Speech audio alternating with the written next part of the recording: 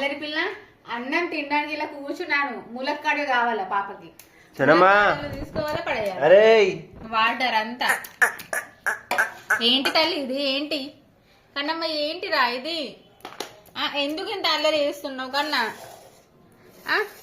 ఇంత అల్లరి చేస్తారా కన్నా?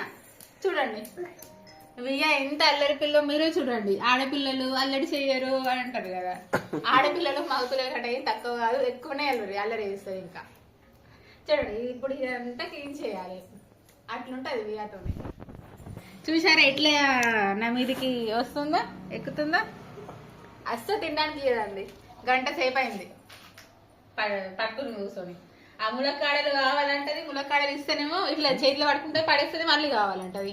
ఎన్ని ఇయ్యాలి నేను ములక్కాడలు? దాచుకుంటా.